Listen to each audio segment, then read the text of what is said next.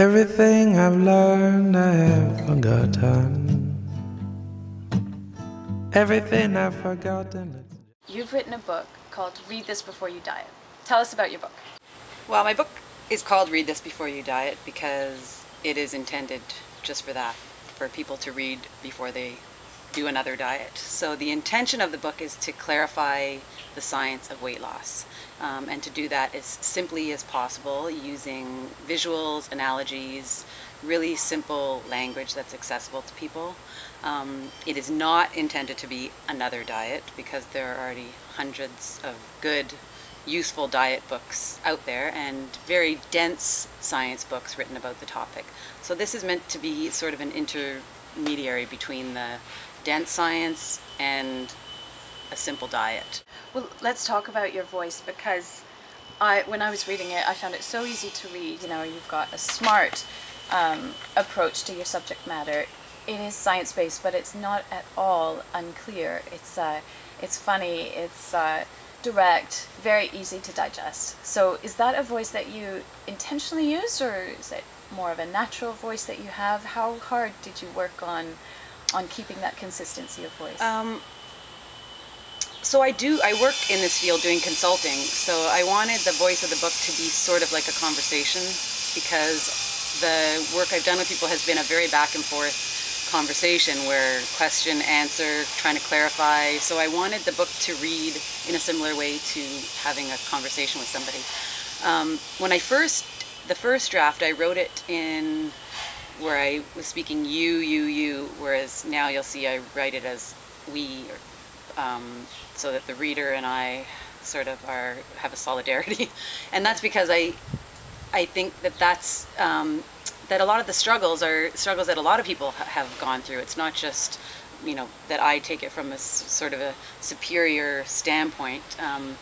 A lot of the issue with people not understanding the way the body works and the science of it all is because it's really us against, in my mind, big business, and that so much information comes at people through corporations and companies who are trying to make a profit. And so I do think that it's us, and when I wrote the book, it was kind of that we're all on the same page here trying to take care of ourselves, but it's a hard thing to do in the midst of a consumer-driven society. So one of your key messages for people is to stick with it, and persistence pays off.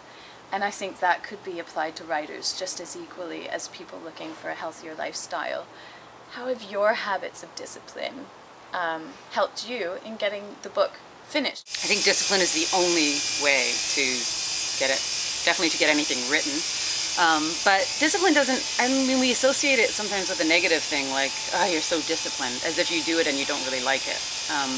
But I think of it more, eventually it becomes like a ritual, that there was a certain time that I would set aside every day, and I had to have sort of two voices. Like, one was me saying, oh, I don't really feel like doing it today, or you should go work, like, what are you doing? You're doing this, you're not making any money.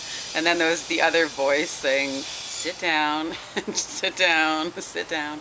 And so I think it's similar for someone trying to lose weight, like, is that there is just a consistency that has to be ongoing for a long enough period of time that it becomes habit, right? So there is a quote, I can't remember it clearly now, but that it's discipline only until it becomes a habit, and then it's just what you do, right? So with the writing, it became what I did on a daily basis. From 11 till 3, I wrote, and I usually wrote from the same place. I would go to U of T libraries, and I would sit, and I had my same mug with tea and my dark chocolate, and everything around it became a bit of a ritual in my days. And that was the only way this book ever got to the point it's at now. Otherwise, I would have quit a long time ago. Let's talk more about your writing process, because most of us can barely put a word down without a computer. But you've actually written your book longhand to begin with, used dictation, and then finally, I think it was your third draft that you finally put it down on computer. Yeah, that's because I was going to go crazy. But I did bring you a moleskin to show you that this is the pen I write with, and it's very specific. This is 0.1 or 0.01, so it's very small, and I write in graph moleskins, so you can see that my writing is small. But and part of it is that that's just what I've always liked, like penmanship, writing into like onto paper. And so there was just no way I could think onto a computer. I can't think in front of a screen.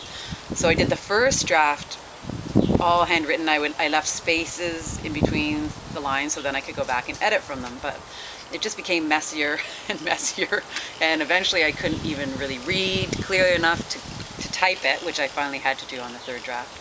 So I decided I would dictate it to myself first, and then I would listen to it and then type it. But the dictation actually became a way of editing, which is not what I had intended, but I would then listen to it while I would go for walks. And I would hear all the things I didn't like. Or I was like, that sounds really, no. Because when you hear your own writing, I think it's more objective, that you would hear it the way somebody would read it who wasn't you writing it.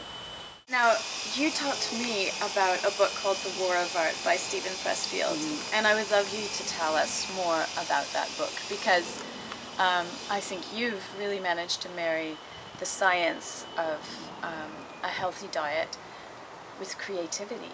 And I don't think those are two things that people would pair together too often. Tell me about the influence of this book on your life. Well, when I first started writing the book, one of my best friends, Kirsten, was living in Vancouver.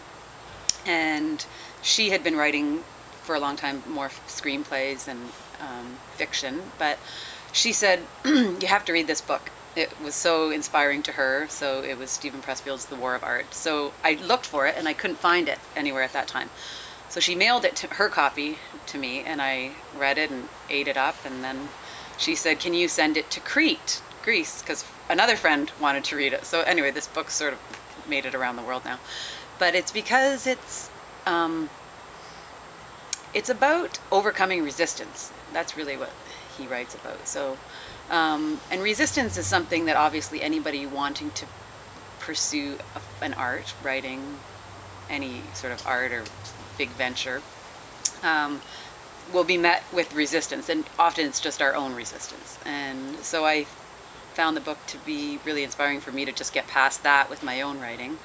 But then it also became a theme when what I was writing, that yeah, resistance is what gets in the way of making any big change. So I sort of incorporated some of those aspects from that book into people trying to make a life or health change. You're near the finish line, you've got your illustrations, you've got your design. What is next for this book? Right now it's in final editing, so I have about 8 people editing it, and then I'll go back and work it through again, finalize the visuals and illustrations. And then I have a few very bright, close people in my life who are sort of marketing gurus, and they are really going to take the reins, and I'm just going to go along with it and see what happens. So the initial idea is to self-publish with the intention of then getting it picked up by a publisher. But right now the main thing is to still finish the writing fully and completely, and then when I feel like that book is closed, then I'll be willing to go into this whole other area of selling it and getting it out there, which is very foreign territory. Kirsten Bédard, thank you so much for doing this interview. Best of luck. Thank you. Thanks for having me.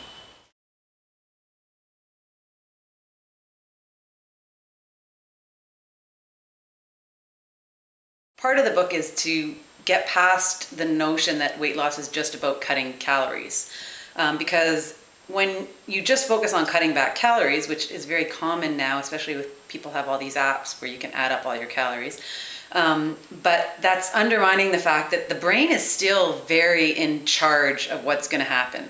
And if it feels like you're starving it in a foolish way, then it'll hold on to everything. Because really, the weight that people are trying to lose is sort of like the brain's hoardings. Like, the brain has really decided to store those calories, and it likewise has to decide to let go of them.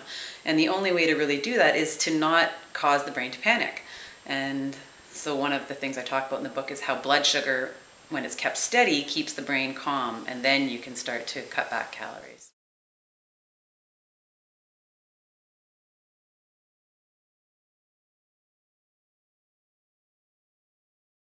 Food is wonderful, and it should be entertaining. Like, you know, to eat and share food and cook and all of that's wonderful, but it also, you know, we're a population that people are dying of food-related illnesses, and more people are obese and overweight, and you know, most people would not say that that is a wonderful place to be in.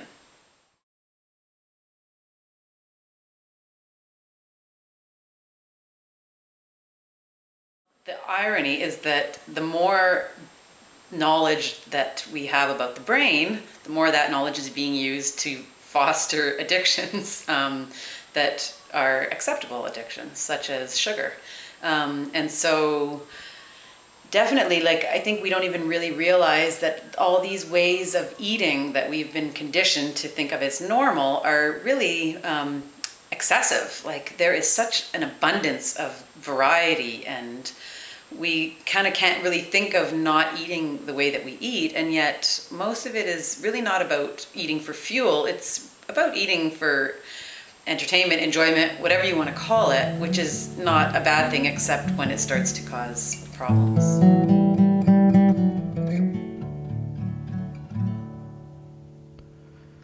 Everything I've learned I have forgotten. Everything I've forgotten looks just like